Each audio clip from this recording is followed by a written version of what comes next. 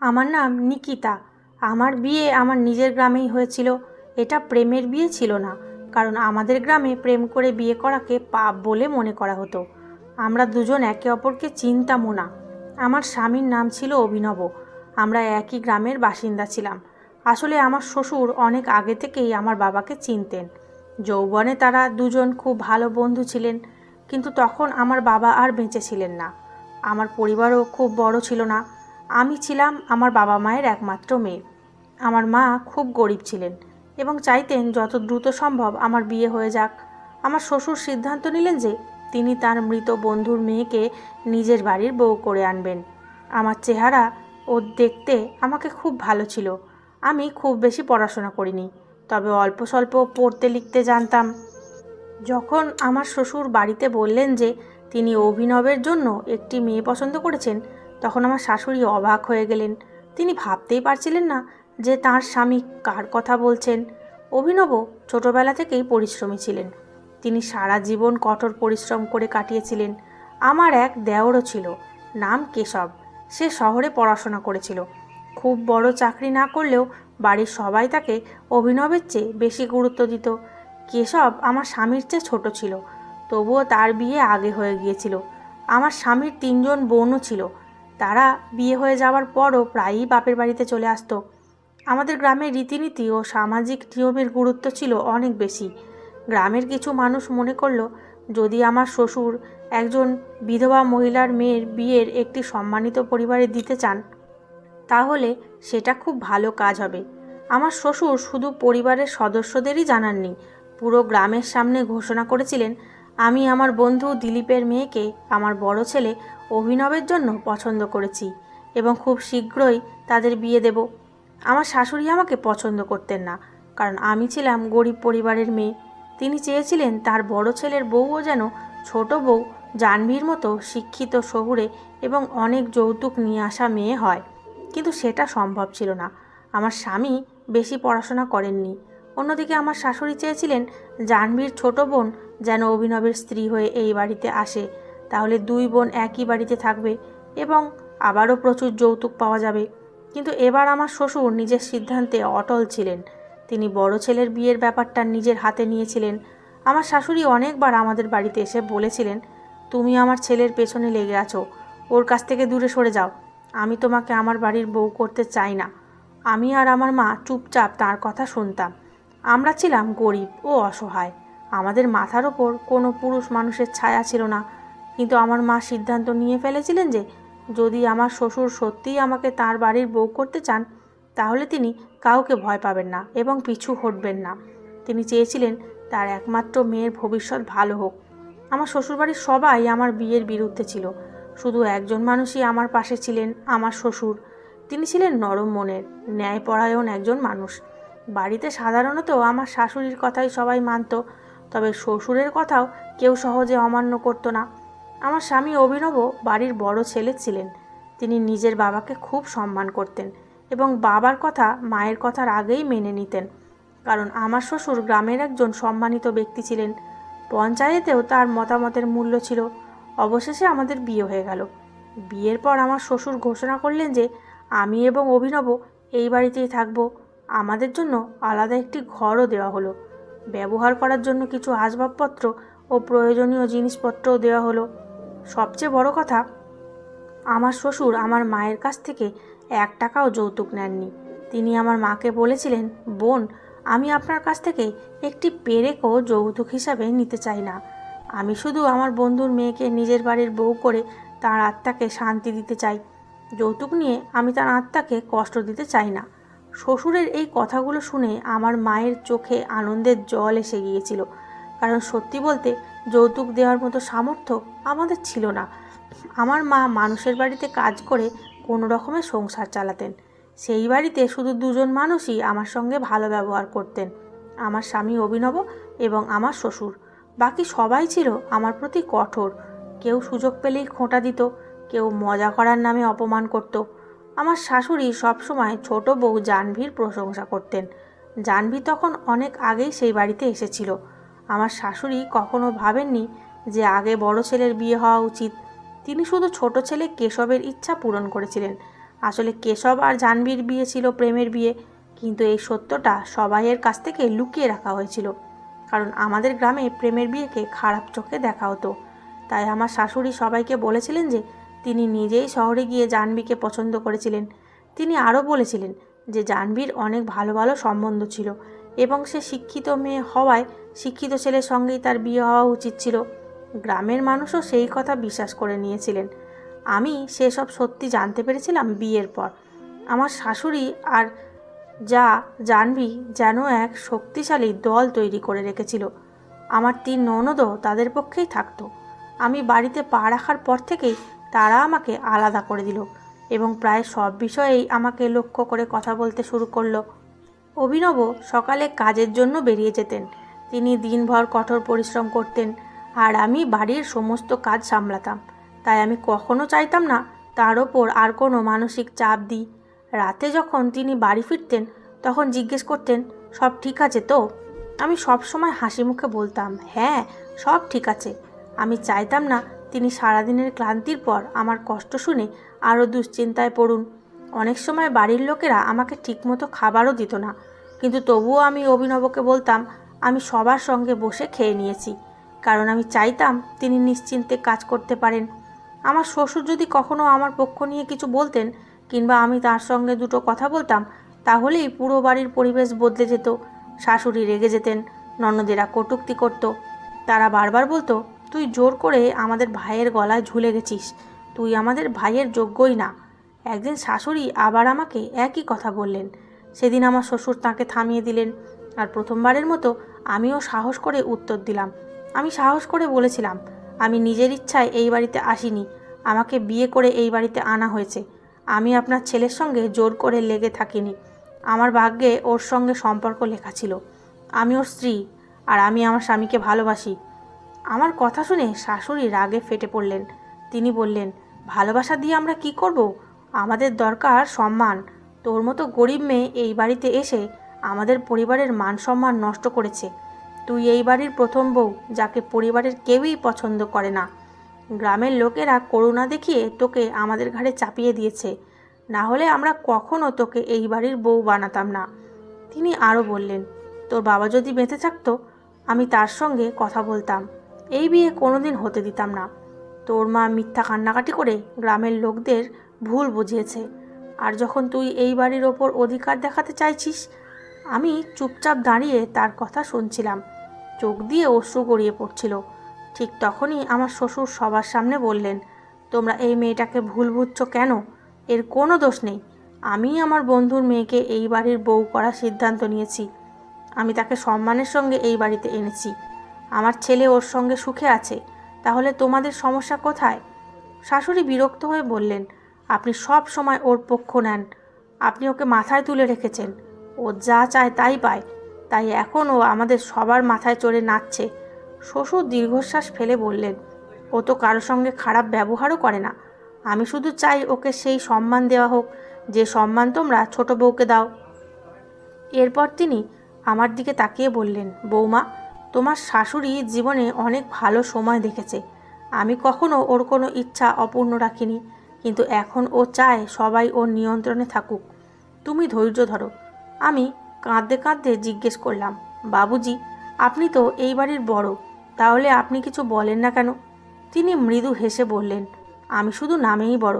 আমি অন্যায়ের পক্ষে দাঁড়াতে পারি না। আমি ভালোবাসার শত্রু নই। তুমি আমার ছেলেকে ভালোবাসো, ওর যত্ন নাও, আমার কাছে এটাই সবচেয়ে বড় কথা। তারপর তিনি আরও বললেন, তোমার যা জানবি আমার ছোট ছেলেকে পুরোপুরি নিজের নিয়ন্ত্রণে রেখেছে।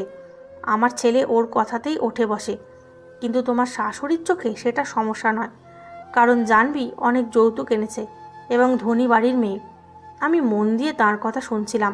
তিনি বললেন, এই পৃথিবীতে অনেক মা বাবা টাকার জন্য নিজেদের সন্তানকেও ভুলে যায়। ছেলে টাকা উপার্জন করলে সবাই খুশি থাকে, কিন্তু সেই ছেলে যদি নিজের স্ত্রীর সঙ্গে সুখে থাকতে চায় তখন মনে হয় সে বাবা মাকে ভুলে গেছে। তিনি শেষবার আমাকে বললেন, তুমি অভিনবের শক্তি হও, ওর পাশে থেকো। একদিন ওর পরিশ্রমই তোমাদের ভাগ্য বদলে দেবে। আমি তার কথা মনে গেঁথে নিয়েছিলাম। কিছুদিন পর একদিন অভিনব স্বাভাবিক সময়ে অনেক আগেই বাড়ি ফিরে এলো। ঘরে ঢুকেই সে বুঝতে পারল কিছু একটা সমস্যা হয়েছে, কারণ ঘরের ভেতর থেকে উঁচু গলায় তর্কের আওয়াজ আসছিল। আমি তখন আমার ঘরে দাঁড়িয়েছিলাম। আমার শাশুড়ি আমার সামনে দাঁড়িয়ে আমাকে বকাঝকা করছিলেন। আমি চুপচাপ সব শুনছিলাম। হঠাৎ তিনি রাগের মাথায় আমাকে জোরে ধাক্কা দিলেন। আমি ভারসাম্য হারিয়ে পড়ে যেতে যাচ্ছিলাম। ঠিক সেই মুহূর্তে অভিনব ঘরে ঢুকে আমাকে ধরে ফেলল। আমি মাটিতে পড়ে যাওয়ার আগেই সে আমাকে নিজের দিকে টেনে নিল। অভিনবের মুখ রাগে লাল হয়ে উঠেছিল। সে মায়ের দিকে তাকিয়ে চিৎকার করে বলল, আপনি এটা কি করলেন? ওকে ধাক্কা দিলেন কেন? ও এমন কি করেছে?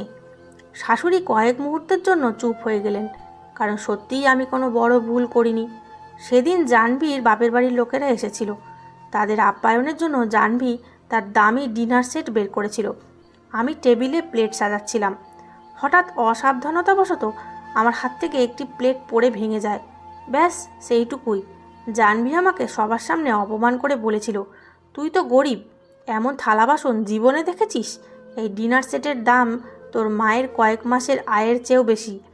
ওর কথা শুনে আমি কাঁদতে কাঁদতে ঘরে চলে এসেছিলাম। আমি ইচ্ছে করে কিছু করিনি, কিন্তু তারপরও শাশুড়ি এসে আমাকে আরও অপমান করতে শুরু করেছিলেন। আর সেখান থেকে ঝামেলা বেড়ে যায়। ধাক্কা খাওয়ার পর থেকেই আমার শরীরটা অদ্ভুত লাগছিল, মাথা ঘুরছিল, দুর্বল লাগছিল। অভিনবও আমার হাত ধরেছিল, কিন্তু আমার বাহুতে ব্যথা শুরু হয়ে গিয়েছিল। সে সঙ্গে সঙ্গে আমাকে ডাক্তারের কাছে নিয়ে গেল। ডাক্তার কিছু পরীক্ষা করলেন, আর রিপোর্ট হাতে পাওয়ার পর অভিনবের মুখের অভিব্যক্তি এক মুহূর্তে বদলে গেল। ডাক্তার রিপোর্ট দেখে মুচকি হেসে বললেন, অভিনন্দন, আপনি মা হতে চলেছেন। কথাটা শোনা মাত্র অভিনবের চোখে আনন্দের ঝিলিক ফুটে উঠল, যেন মুহূর্তের মধ্যে তার সমস্ত ক্লান্তি দূর হয়ে গেল। সে বারবার আমার হাত ধরে বলছিল, এটাই আমার জীবনের সবচেয়ে বড় সুখবর। আমার চোখেও আনন্দের জল এসে গিয়েছিল। এত কষ্টের মাঝেও যেন জীবনে নতুন একটা আলো জ্বলে উঠেছিল। যখন আমরা বাড়ি ফিরলাম, আমার শ্বশুরও খবরটা শুনে খুব খুশি হলেন। তার মুখে অনেক দিনের পর একটা প্রশান্তির হাসি দেখা গেল। কিন্তু অন্যদিকে জাহ্নবীর মুখ গম্ভীর হয়ে গেল, কারণ সে অনেক যৌতুক নিয়ে এসেছিল, কিন্তু তখনও পর্যন্ত সন্তান সম্ভবা হয়নি। তাই আমার মা হওয়ার খবরটা তার ভালো লাগেনি। খবরটা শুনে আমার 3 ননদও দ্রুত বাপের বাড়িতে চলে এলো। বড় ননদ শিখা ঠোঁট বাঁকিয়ে বলল, এবার তো ও আরও বেশি ভাব নেবে। ছোট ননদ মানসী বলল, এখন তো আমাদের ভাইও ওকে আরও বেশি গুরুত্ব দেবে। আরেক ননদ বলল, এখন থেকে ভাই তার নিজের সন্তান নিয়েই ব্যস্ত থাকবে, আমাদের বাচ্চাদের আর কেউ দেখবেও না। সবাই আমার সম্পর্কে খারাপ কথা বলছিল, কেউ আমাকে অভিনন্দন পর্যন্ত জানায়নি। আমার শাশুড়িও আগের মতোই কঠোর রয়ে গেলেন। সেদিন রাতে সবাই ঘুমিয়ে পড়ার পর অভিনব অনেকক্ষণ চুপচাপ বসেছিল। হঠাৎ আমি দেখলাম তার চোখে জল। আমি অবাক হয়ে জিজ্ঞেস করলাম, কি হয়েছে? আপনি কাঁদছেন কেন? সে ভারী গলায় বলল, আমি সব দেখি নিকিতা। আমি জানি এই বাড়িতে তোমার সঙ্গে কি হচ্ছে। তুমি আমাকে কিছু বলো না, কিন্তু আমি সব বুঝি। আমার চোখ ভিজে উঠল। সে আবার বলল, তোমাকে অপমান করা হয়, ধাক্কা দেওয়া হয়, তবুও তুমি সব চুপচাপ সহ্য করো। আমি তার হাত ধরে বললাম, আমি যদি সব বলতাম তাহলে ঝামেলা আরও বাড়ত। কিছুক্ষণ নীরব থাকার পর সে আমার হাত শক্ত করে ধরে বলল, আমি তোমাকে কথা দিচ্ছি, একদিন আমাদেরও নিজস্ব বাড়ি হবে। সেখানে শুধু তুমি, আমি আর আমাদের সন্তান থাকব। কেউ তোমাকে কষ্ট দিতে পারবে না। আমি ধীরে বললাম, মানুষ তো আগেই বলে আমি আপনাকে নিজের নিয়ন্ত্রণে রেখেছি, আমরা আলাদা হয়ে গেলে তারা আরও খারাপ কথা বলবে। অভিনব আমার চোখের দিকে তাকিয়ে বলল, মানুষ যা খুশি বলুক, আমাদের জীবন আমরা নিজেরা করব। আমি তোমাকে কোনোদিন কারো সামনে মাথা নত করতে দেব না। তার কথা শুনে আমার বুকের ভেতর অনেক দিনের জমে থাকা কষ্ট যেন একটু হালকা হয়ে গেল। সেই রাতে আমি তার কাঁধে মাথা রেখে ঘুমিয়ে পড়লাম। অনেক দিন পর এত শান্তিতে ঘুমিয়েছিলাম। এরপর মাঝে মাঝে আমি মায়ের বাড়ি যেতাম। মাকে সব সময় বলতাম, সবাই একদিকে থাক, আমার স্বামী শুধু আমার পাশে আছে, তাই আমি কাউকেই ভয় পাই না। মা আমার কথা শুনে খুশি হতেন, কিন্তু আমি জানতাম না সামনে এমন একটা সময় আসছে যা আমাদের জীবন পুরোপুরি বদলে দেবে। একদিন দুপুরবেলা আমার দেওর কেশব দৌড়ে বাড়িতে ঢুকলো। সে দ্রুত আমার শ্বশুরের কাছে গিয়ে কিছু বলল। কথাটা শোনা মাত্র শ্বশুরের মুখ ফ্যাকাশে হয়ে গেল। তিনি যেন এক মুহূর্তে স্থির হয়ে গেলেন। তারপর হঠাৎ আমার শাশুড়ি চিৎকার করে কেঁদে উঠলেন। পুরো বাড়িতে হাহাকার শুরু হয়ে গেল। আমি ভয়ে কাঁপতে কাঁপতে জিজ্ঞেস করলাম, কি হয়েছে? কিন্তু কেউ আমাকে স্পষ্ট কিছু বলছিল না। অবশেষে জানতে পারলাম অভিনবের দুর্ঘটনা হয়েছে, আর তার অবস্থা খুবই গুরুতর। আমার পায়ের তলা থেকে যেন মাটি সরে গেল। আমরা দ্রুত হাসপাতালে পৌঁছলাম। হাসপাতালের পরিবেশ খুবই ভারী ছিল। চারপাশে সাদা দেওয়াল, নীরবতা আর উদ্বেগ।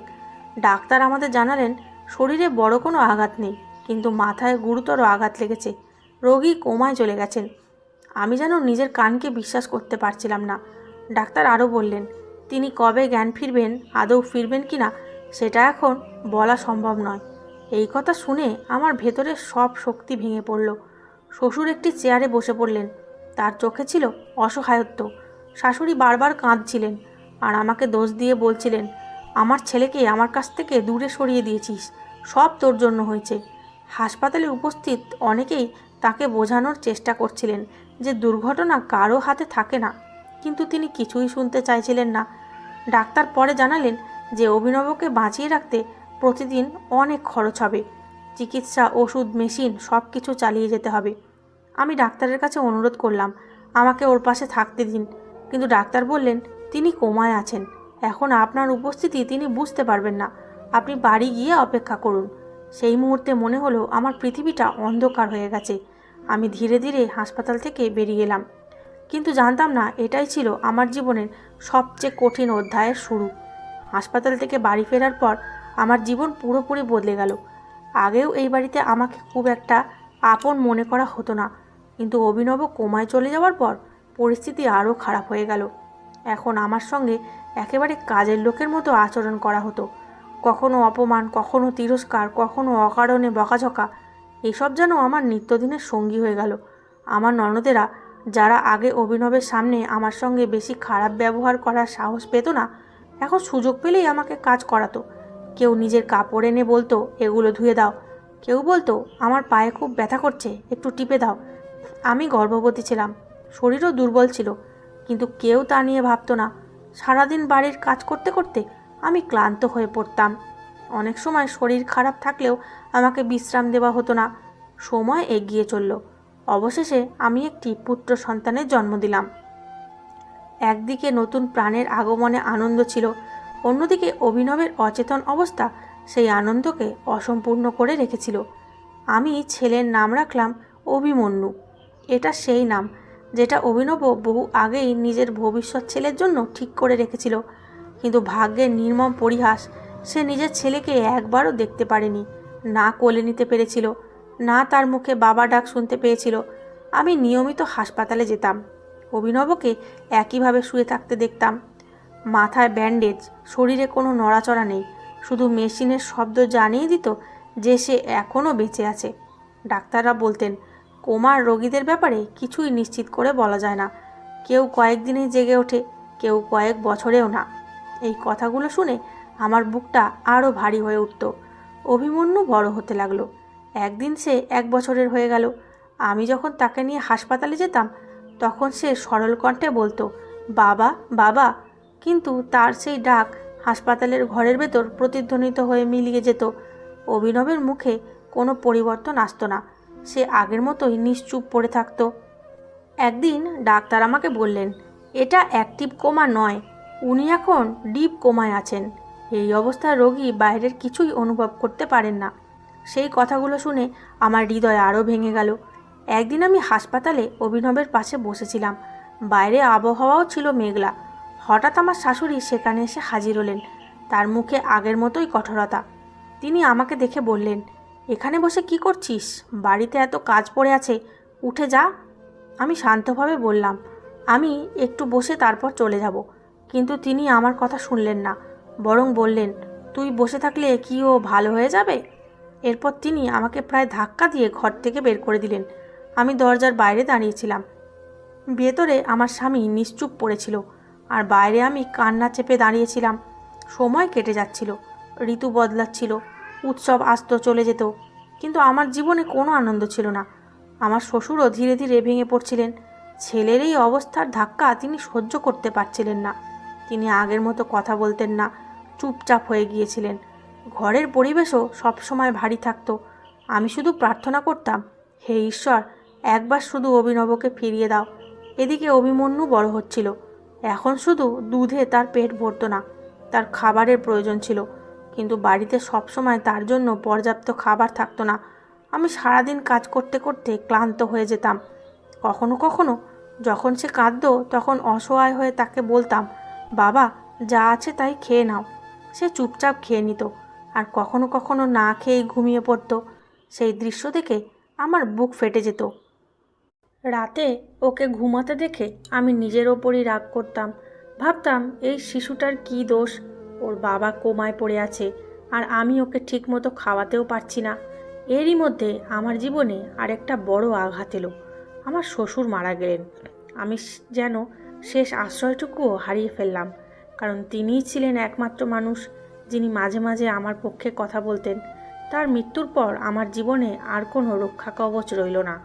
বাড়ির পরিস্থিতি আরও কঠিন হয়ে উঠল, আর আমার শাশুড়ি যেন পুরো বাড়ির ওপর একচ্ছত্র ক্ষমতা পেয়ে গেলেন। 4 বছর কেটে গেল। অভিনব এখনও কোমায়। আমি এখনও হাসপাতাল আর বাড়ির মধ্যে ছুটে বেড়াই। প্রতিবার হাসপাতালে যাই একটুখানি আশা নিয়ে, আর প্রতিবারই ফিরে আসি ভাঙা মন নিয়ে। আমার জীবন যেন থমকে গিয়েছিল। না সামনে কোনো আলো ছিল, না পেছনে ফেরার রাস্তা, শুধু অপেক্ষা আর অপেক্ষা। একদিন অভিমন্যু খুব ক্ষুধার্ত হয়ে পড়ল। সে কাঁদতে কাঁদতে আমার কাপড় আঁকড়ে ধরে খাবার চাইছিল, কিন্তু ঘরে সেদিন তার জন্য কিছুই ছিল না। আমি অসহায় হয়ে রান্নাঘরের দিকে তাকিয়েছিলাম। ঠিক তখনই আমার চোখে পড়ল একটি প্লেটে রাখা সুজির হালুয়া। সেদিন ছিল আমার দেওর ও জায়ের বিবাহবার্ষিকী। জাহ্নবী বিশেষ করে নিজের স্বামীর জন্য হালুয়াটা বানিয়েছিল, আর বাড়িতে বড় অনুষ্ঠান হওয়ার প্রস্তুতি চলছিল। সবাই আনন্দে ব্যস্ত ছিল, কিন্তু আমার ঘরে ছিল শুধু ক্ষুধা আর অসহায়ত্ব। আমি আমার ছেলের কাঁদতে থাকা মুখটার দিকে তাকালাম, তারপর সেই হালুয়ার প্লেটটার দিকে তাকালাম। আমার ভেতরে ভীষণ দ্বন্দ্ব শুরু হলো। আমি আমার ক্ষুধার্ত ছেলের মুখের দিকে তাকিয়ে আর নিজেকে সামলাতে পারলাম না। একদিকে ছিল নিয়মনীতি, অন্যদিকে আমার সন্তানের ক্ষুধা। শেষ পর্যন্ত আমি সিদ্ধান্ত নিলাম, আজ যাই হোক না কেন আমি আমার ছেলেকে না খাইয়ে রাখবো না। আমি মনে মনে বললাম, সর্বোচ্চ কী হবে? আমাকে বকাঝকা করবে, অপমান করবে, হয়তো মারবেও, কিন্তু আমি আমার ছেলেকে ক্ষুধার্ত রাখতে পারবো না। আমি হালুয়ার প্লেটটা তুলে নিয়ে অভিমন্যুকে খাওয়াতে শুরু করলাম। ক্ষুধার্ত শিশুটি আনন্দের সঙ্গে খেতে লাগলো। অনেক দিন পর তার মুখে তৃপ্তির হাসি দেখলাম। ওর সেই হাসি দেখে আমার বুকটা একটু হালকা হয়ে গেল, কিন্তু সেই শান্তি বেশিক্ষণ টিকল না। হঠাৎ জাহ্নবী রাগে ফুঁসতে ফুঁসতে সেখানে এসে হাজির হলো।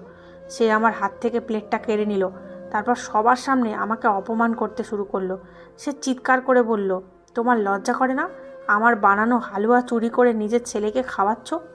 আমি কিছু বলার আগেই সে আরও বিষাক্ত কথা বলল, তোমার স্বামী তো অনেক আগেই শেষ হয়ে গেছে, আর তুমি এখানে আরাম করে বসে আছো। তার এই কথাগুলো শুনে আমার শরীর কেঁপে উঠল। আমি স্থির হয়ে গেলাম।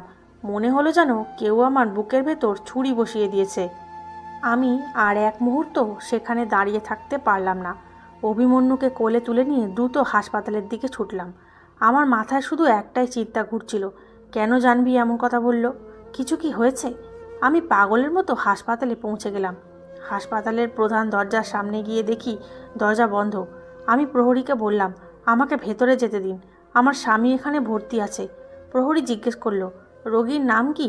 আমি কাঁপা গলায় বললাম, অভিনব ব্যানার্জি। লোকটা কয়েক মুহূর্ত আমার দিকে তাকিয়ে রইল, তারপর দরজা খুলে দিল। আমি দ্রুত ভেতরে ঢুকে পড়লাম। হাসপাতালের পরিবেশটা অদ্ভুত লাগছিল। চারিদিকে নীরবতা, সাদা দেওয়াল, অস্বস্তিকর একটা চাপা উত্তেজনা। কিছু দূরে একজন ডাক্তার দাঁড়িয়েছিলেন। তিনি আমাকে দেখে এগিয়ে এলেন, তারপর জিজ্ঞেস করলেন, আপনি কি অভিনব ব্যানার্জির স্ত্রী? আমি মাথা নেড়ে সম্মতি দিলাম। আমার ছেলে তখনও আমার বুকে জড়িয়েছিল। সেই সময় আমি লক্ষ্য করলাম সেখানে এক ধনী দম্পতিও বসে আছেন। তাদের পোশাক আশাক আচরণ সব কিছুতেই সম্পদের ছাপ স্পষ্ট। ডাক্তার আমার দিকে একটি খাম বাড়িয়ে দিলেন। আমি অবাক হয়ে জিজ্ঞেস করলাম, এটা কি? তিনি বললেন, এটা আপনার জন্য। আমি খাম খুলে ভেতরের কাগজটা বের করলাম।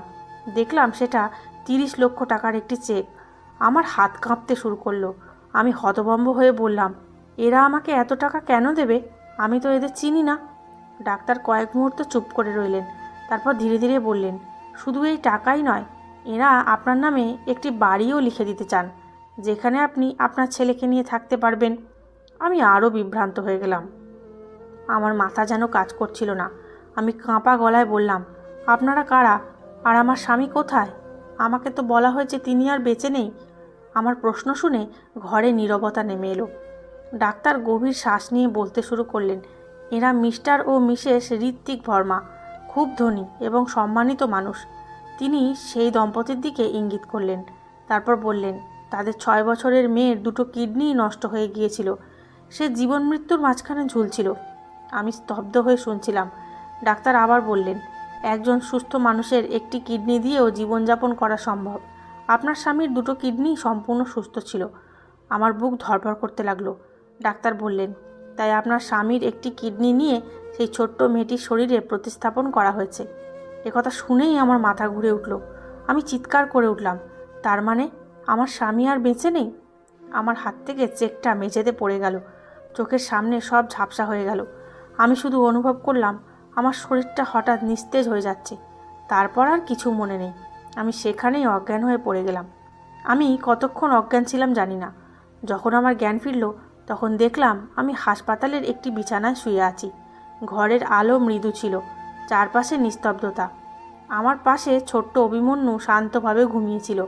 তার নিষ্পাপ মুখটা দেখে আমার চোখ ভিজে উঠল। ঠিক তখনই একজন নার্স আমার কাছে এসে দাঁড়ালেন। তিনি নরম গলায় বললেন, চিন্তা করবেন না, আপনার ছেলেকে আমরা দুধ আর খাবার খাইয়ে দিয়েছি।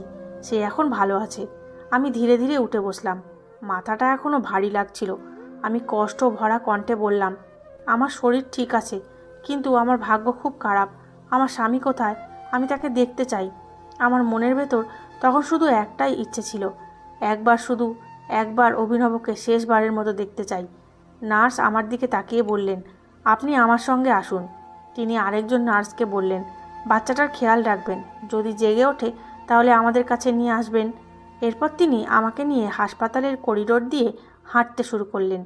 প্রতিটি পদক্ষেপের সঙ্গে আমার বুকের ধুকপুকানি বেড়ে যাচ্ছিল। আমার মনে হচ্ছিল এখন হয়তো আমি আমার স্বামীর নিথর দেহ দেখতে যাচ্ছি। আমার চোখে বারবার জল এসে যাচ্ছিল। মনে হাজারো প্রশ্ন ঘুরছিল। কেন এমন হলো? একটা শিশুকে বাঁচাতে গিয়ে আমার স্বামীকে কেন হারাতে হলো? আমার কপালে কি কখনো সুখ লেখা ছিল না? আমি কাঁপতে কাঁপতে হাঁটছিলাম। আমরা সেই কক্ষটির পাশ দিয়ে গেলাম যেখানে এত বছর ধরে অভিনব শুয়ে থাকতো। কিন্তু নার্স সেখানে থামলেন না। তিনি আমাকে নিয়ে আরও সামনে এগিয়ে গেলেন। অবশেষে আমরা আরেকটি কক্ষের সামনে এসে দাঁড়ালাম। নার্স ধীরে ধীরে দরজাটা খুললেন। আর তারপর যে দৃশ্যটা আমি দেখলাম, তাতে আমার নিঃশ্বাস থেমে যাওয়ার উপক্রম হলো। আমার স্বামী অভিনব সেখানে শুয়েছিল, কিন্তু সে নিথর ছিল না। তার চোখ ঘোলা ছিল। সে সম্পূর্ণ সচেতন ছিল। আর আমাকে দেখেই তার মুখে সেই চেনা কোমল হাসি ফুটে উঠল। আমি কয়েক মুহূর্ত স্থির হয়ে দাঁড়িয়ে রইলাম। মনে হচ্ছিল আমি স্বপ্ন দেখছি। তারপর হঠাৎ আমি দৌড়ে তার কাছে চলে গেলাম। তার হাত দুটো শক্ত করে ধরে ফেললাম। বারবার সেই হাত চুমু খেতে লাগলাম। আমার চোখের জল থামছিল না। আমি কাঁপা গলায় বললাম, আপনি আপনি ঠিক আছেন? অভিনব মৃদু হেসে বলল, হ্যাঁ নিকিতা, আমি ভালো আছি। আমি যেন বিশ্বাসই করতে পারছিলাম না। অভিনব ধীরে ধীরে বলতে শুরু করলো, গতকাল দুপুরে হঠাৎ আমার জ্ঞান ফিরে আসে। ডাক্তাররা অবাক হয়ে গিয়েছিলেন। 4 বছর পর আমি কোমা থেকে জেগে উঠেছি। আমি চোখের জল মুছতে মুছতে তার কথা শুনছিলাম। সে বলল, ডাক্তাররা তোমাদের খবর দিতেই যাচ্ছিলেন, কিন্তু ঠিক তখনই হাসপাতালে একটা জরুরি কেস আসে। আমি চুপ করে রইলাম। অভিনব বলল, একটা ছোট মেয়ে জীবন মৃত্যুর সঙ্গে লড়ছিল। তার দুটো কিডনিই নষ্ট হয়ে গিয়েছিল। তার বাবা মা ডাক্তারদের কাছে কাঁদছিলেন। তারা বলছিলেন, যত টাকা লাগে লাগুক, আমাদের মেয়েকে বাঁচিয়ে দিন। অভিনব একটু থামল, তারপর বলল, তাদের কথা শুনে আমার মনে হলো আমার তো দুটো কিডনি আছে, একটি দিয়েও মানুষ বাঁচতে পারে। যদি আমার একটি কিডনি দিয়ে একটি শিশুর জীবন বাঁচে, তাহলে কেন দেব না? আমি নিঃশব্দে তার দিকে তাকিয়ে রইলাম। সে আবার বলল, আমি নিজেই রাজি হয়েছিলাম, কেউ আমাকে জোর করেনি। তার চোখে তখন অদ্ভুত এক প্রশান্তি ছিল। অপারেশন সফল হয়েছে, মেয়েটাও বেঁচে গেছে। আমি হতবাক হয়ে শুনছিলাম। আমার মাথায় তখন জাহ্নবীর কথাগুলো ঘুরছিল। আমি ধীরে বললাম, কিন্তু জাহ্নবী তো বলেছিল আপনি মারা গেছেন। অভিনব হালকা হাসল, সম্ভবত তোমাকে কষ্ট দেওয়ার জন্যই ও এমন বলেছে। আমি দীর্ঘশ্বাস ফেললাম। সত্যি তো, যেদিন আমি অভিমন্যুকে হালুয়া খাইয়েছিলাম সেদিনও জাহ্নবী আমাকে অপমান করার জন্যই কথা বলছিল, কিন্তু তখনও একটা প্রশ্ন আমাকে কুরে কুরে খাচ্ছিল। আমি বললাম, যদি তুমি বেঁচে থাকো তাহলে বাড়ির সবাই এমন আচরণ করছিল কেন? তারা তো খবর পেয়েছিল, তাই না? অভিনবের মুখটা গম্ভীর হয়ে গেল। সে ধীরে ধীরে বলল, হ্যাঁ, তারা খবর পেয়েছিল। আমি অবাক হয়ে তার দিকে তাকালাম। সে বলল, কিন্তু এই 4 বছরে আমি বুঝে গেছি কে আমার আপন আর কে নয়। তার চোখে কষ্ট স্পষ্ট ছিল। আমার জ্ঞান ফেরার খবর তারা আগেই পেয়েছিল, কিন্তু কেউ আমাকে দেখতে আসেনি। তার কথাগুলো শুনে আমার বুকটা মোচড় দিয়ে উঠল। ঠিক তখনই কক্ষের বাইরে কিছু শব্দ শোনা গেল, আর কয়েক মুহূর্ত পরেই দরজা খুলে ভেতরে ঢুকলেন আমার শাশুড়ি। আমার শাশুড়ি ঘরে ঢুকেই অভিনবকে জেগে থাকতে দেখে জোরে কেঁদে উঠলেন। তিনি দৌড়ে গিয়ে ছেলের হাত ধরে বললেন, বাবা, তুই বেঁচে আছিস? আমরা তোকে ছাড়া একদিনও শান্তিতে থাকিনি। প্রতিদিন কেঁদেছি, প্রতিদিন তোর জন্য প্রার্থনা করেছি। আমি একপাশে দাঁড়িয়ে সব দেখছিলাম। আমার মনে তখন গত 4 বছরের প্রতিটি ঘটনা একে একে ভেসে উঠছিল। আমি জানতাম এই 4 বছরে আমি কখনো তার চোখে সত্যিকারের সেই কান্না দেখিনি, কিন্তু আমি কিছু বললাম না। অভিনবও চুপচাপ সব শুনছিল। তার চোখে ছিল গভীর চিন্তার ছাপ। মনে হচ্ছিল সে মানুষের কথার চেয়ে তাদের আচরণকে বেশি গুরুত্ব দিচ্ছে। ডাক্তার জানিয়েছিলেন যে এত দীর্ঘ সময় কোমায় থাকার পর জেগে ওঠা রোগীকে কিছুদিন পর্যবেক্ষণে রাখা জরুরি। তাই অভিনবকে আরও 20 দিন হাসপাতালে থাকতে হলো। সেই পুরো সময় আমি তার পাশে ছিলাম। দিনের পর দিন তার সেবা করেছি। ধীরে ধীরে সে শক্তি ফিরে পাচ্ছিল। তার মুখে আগের মতো হাসি ফিরছিল। 20 দিন পর অবশেষে তাকে হসপিটাল থেকে ছেড়ে দেওয়া হলো। আমরা বাড়িতে ফিরে এলাম। অভিনব তখনও দুর্বল ছিল এবং তাকে বিশ্রাম নিতে হতো। বাড়ি ফিরে প্রথমবার সে নিজের ছেলে অভিমন্যুকে মন দিয়ে দেখল। ছেলেটা তখন অনেক বড় হয়ে গেছে।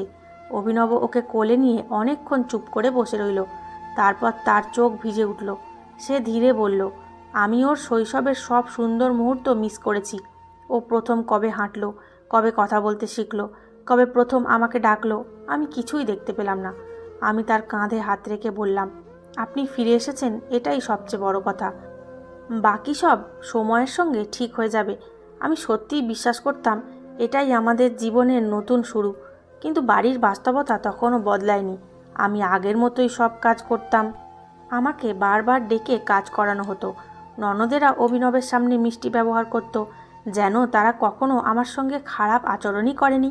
সবাই অভিনয় করছিল, আর অভিনব নীরবে সব লক্ষ্য করছিল। সে বিছানায় শুয়ে থেকেও বাড়ির পরিবেশ বুঝতে পারছিল। সে কিছু বলতো না, কিন্তু তার চোখে আমি বুঝতে পারতাম সে সব দেখছে। প্রায় 15-20 দিন পরে ডাক্তার বলেছিলেন অভিনব এখন স্বাভাবিক জীবনে ফিরতে পারবে। কিন্তু একদিন হঠাৎ সে এমন কিছু করলো যা দেখে আমি অবাক হয়ে গেলাম। সেদিন সকালে সে বিছানা থেকে উঠে দাঁড়ালো। আমি তাড়াতাড়ি বললাম, এখনও আপনার বিশ্রাম দরকার, এত তাড়াতাড়ি উঠছেন কেন? সে শুধু মৃদু হেসে বলল, আমার অনেক কাজ আছে, এখন আর এখানে থাকা যাবে না। তার কথা শুনে আমি কিছুই বুঝতে পারলাম না। কিছুক্ষণ পরে সে তার কয়েকজন বন্ধুকে ডাকলো। তারা এসে আমাদের ঘরের জিনিসপত্র গুছিয়ে গাড়িতে তুলতে শুরু করলো। আমি হতবাক হয়ে জিজ্ঞেস করলাম, আমরা কোথায় যাচ্ছি? অভিনব আমার দিকে তাকিয়ে শান্ত গলায় বলল, তুমি আর অভিমন্যু প্রস্তুত হও, আমরা এখান থেকে চলে যাচ্ছি। আমার বুক ধড়ফড় করতে লাগলো, কিন্তু আমি তার ওপর ভরসা করতাম, তাই ছেলের হাত ধরে তার সঙ্গে বেরিয়ে এলাম। আমরা বাড়ির দরজার কাছে পৌঁছতেই আমার শাশুড়ি সামনে এসে দাঁড়ালেন। তিনি বিস্মিত হয়ে বললেন, তোমরা কোথায় যাচ্ছ, আর অভিমন্যুকে নিয়ে কেন যাচ্ছ? অভিনব দৃঢ় কণ্ঠে বলল, আমরা এই বাড়ি ছেড়ে চলে যাচ্ছি। শাশুড়ি হতভম্ব হয়ে গেলেন। অভিনব আবার বলল, যে মানুষগুলোকে আমি সাহায্য করেছি তারা আমাদের একটা বড় বাড়ি দিয়েছে, কিছু টাকাও দিয়েছে। আমি সেই টাকা দিয়ে ব্যবসা শুরু করব। এখন থেকে আমরা নিজেদের জীবন নিজেরা করব। এই কথা শুনে আমার শাশুড়ি যা আর ননদের মুখের রং পাল্টে গেল। কিছুক্ষণ নীরব থাকার পর শাশুড়ি বললেন, বাবা, তাহলে আমরাও তোমাদের সঙ্গে যাব। এই বাড়িতে এখন অনেক লোক, ওখানে সবাই মিলে থাকব। অভিনব এবার কঠোর গলায় বলল, না, ও বাড়ি শুধু আমাদের জন্য, আপনারা সেখানে যাবেন না। এই কথা শুনে সবাই স্তব্ধ হয়ে গেল। শাশুড়ি রাগে কাঁপতে কাঁপতে বললেন, তুই এইভাবে কথা বলছিস কেন? তোর অসুস্থতার সময় আমরা তো তোর স্ত্রী আর ছেলের খেয়াল রেখেছি। অভিনব গভীর শ্বাস নিয়ে বলল, আমি জানি কারা কী করেছে, আমি সব বুঝে গেছি।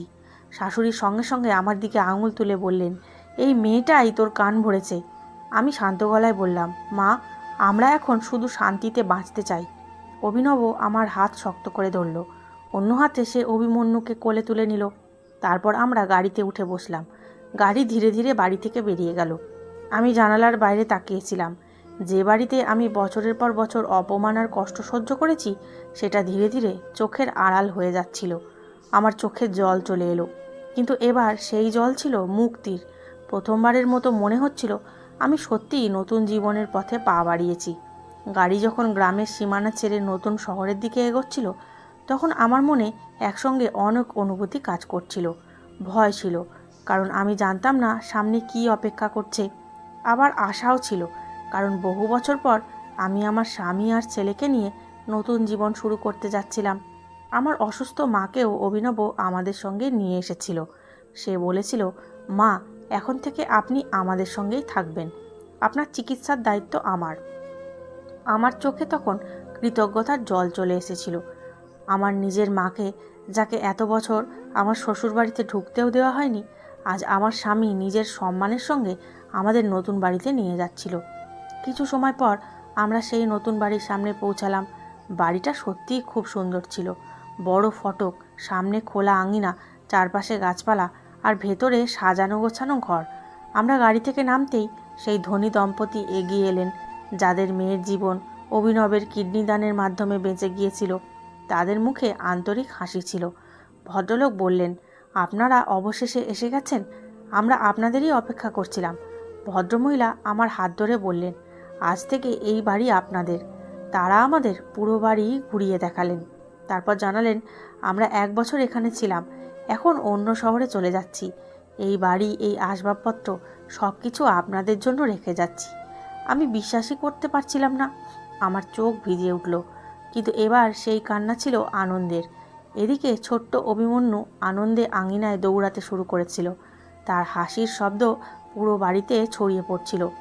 অনেক বছর পর আমি তাকে এত খুশি দেখলাম। বিদায় নেওয়ার আগে সেই দম্পতি আরও বললেন, আমরা অভিনবের জন্য কাজের ব্যবস্থাও করে দেব, মাসে ভালো বেতন পাবেন, আপনাদের আর কষ্ট করতে হবে না। আমি অবাক হয়ে তাদের দিকে তাকিয়ে রইলাম। অভিনব আমার হাত ধরল। তার চোখে তখন আত্মবিশ্বাস। সে মৃদু হেসে বলল, চলো এবার নিজেদের বাড়িতে ঢুকি। আমি তার সঙ্গে ঘরের ভেতরে ঢুকে পড়লাম। সেদিন আমার মনে হচ্ছিল হয়তো এতদিনের কষ্টের শেষ সত্যিই এসে গেছে। দিনগুলো ধীরে ধীরে বদলাতে শুরু করলো।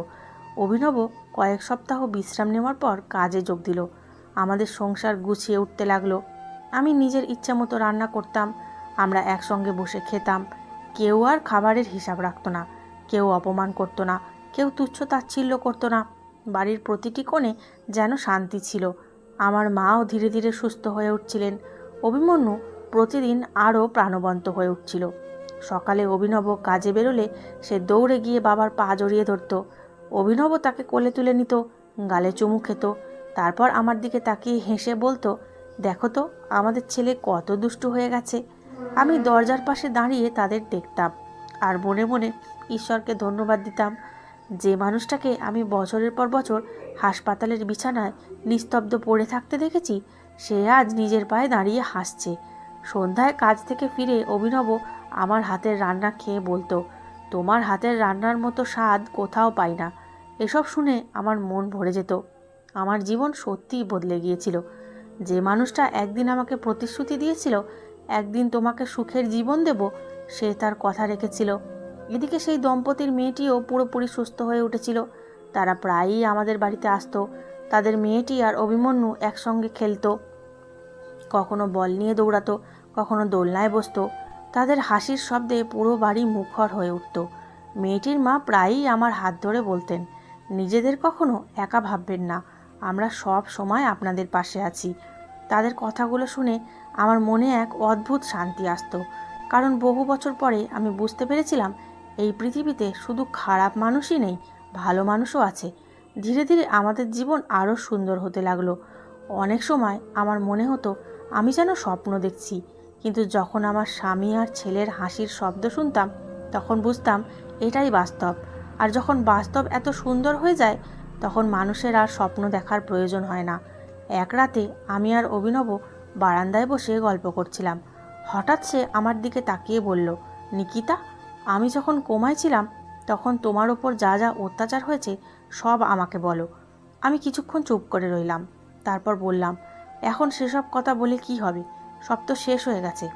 অভিনব শান্ত গলায় বলল, তবুও জানতে চাই তুমি কি কি সহ্য করেছো, সেটা আমার জানা উচিত। আমি তার চোখের দিকে তাকালাম। তারপর ধীরে ধীরে 4 বছরের সমস্ত কষ্টের গল্প বলা শুরু করলাম। আমি ধীরে ধীরে অভিনবকে সব কিছু বলতে শুরু করলাম। কিভাবে আমাকে দিনের পর দিন অপমান করা হয়েছে, কিভাবে আমাকে ঠিকমতো খাবার দেওয়া হতো না, কিভাবে আমি অসুস্থ অবস্থায়ও পুরো বাড়ির কাজ করেছি, কিভাবে হাসপাতাল থেকে আমাকে ধাক্কা দিয়ে বের করে দেওয়া হয়েছিল, আর কিভাবে আমার ছোট্ট ছেলে অভিমন্যু অনেক রাত ক্ষুধার্ত অবস্থায় ঘুমিয়ে পড়েছিল। আমি একটার পর একটা ঘটনা বলতে থাকলাম। অভিনব নিঃশব্দে সব শুনছিল। তার চোখের দৃষ্টি ধীরে ধীরে বদলে যাচ্ছিল।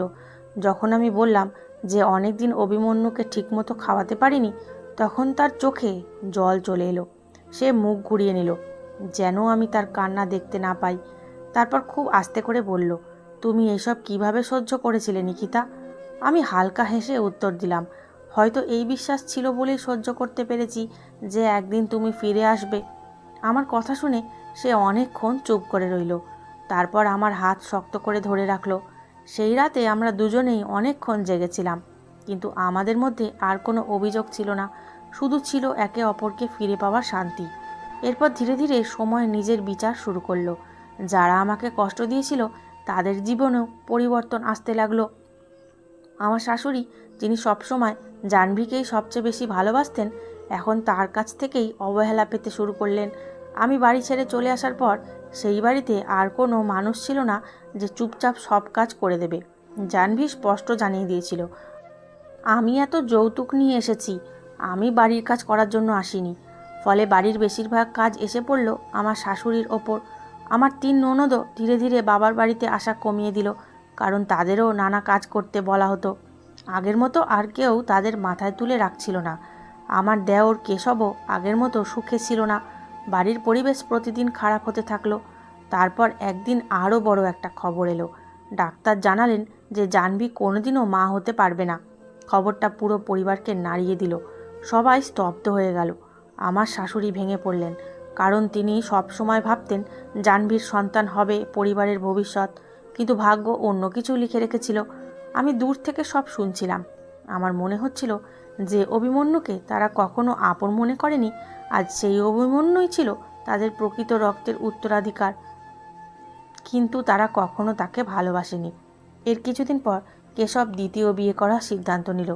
এই খবর জাহ্নবীর জন্য ছিল সবচেয়ে বড় আঘাত। যে সংসারের জন্য সে এত অহংকার করত, সেই সংসারই আজ তাকে গ্রহণ করতে চাইছিল না। অন্যদিকে আমার শাশুড়ির শরীরও ভেঙে পড়ছিল। বয়স বেড়ে গিয়েছিল, আগের মতো কাজ করার শক্তি আসছিল না, কিন্তু তার যত্ন নেওয়ার মতো কেউ ছিল না। একদিন অভিনব তাদের বাড়ি থেকে ফিরে এসে আমাকে বলল, মায়ের অবস্থা খুব খারাপ। আমি চুপ করে শুনছিলাম। আমার মা তখন পাশে বসেছিলেন। তিনি অভিনবকে বললেন, বাবা, তিনি তোমার মা, মাঝে মাঝে খোঁজ নিও। অভিনব কিছুক্ষণ চুপ করে রইল। তারপর বলল, আমি খোঁজ নেব, কারণ তিনি আমার মা, কিন্তু যা হয়েছে তা আমি কোনোদিন ভুলতে পারবো না। আমি তার চোখের দিকে তাকিয়ে বুঝতে পারছিলাম তার ভেতরে এখনও অনেক কষ্ট জমে আছে, কিন্তু সেই কষ্টের মধ্যেও সে মানবিকতা হারায়নি। সময় এগিয়ে চলল। আমাদের জীবন আরও সুন্দর হয়ে উঠতে লাগলো। অভিমন্যু স্কুলে যেতে শুরু করলো। প্রতিদিন নতুন নতুন গল্প নিয়ে বাড়ি ফিরত। তার হাসি আর আনন্দে পুরো বাড়ি ভরে থাকতো। তারপর একদিন আমি জানতে পারলাম আমি আবার মা হতে চলেছি। খবরটা শুনে অভিনবের আনন্দের সীমা রইল না। সে আমাকে জড়িয়ে ধরে বলল, এবার আমাদের পরিবার আরও বড় হবে। মাস কেটে গেল। অবশেষে আমি আরেকটি পুত্র সন্তানের জন্ম দিলাম।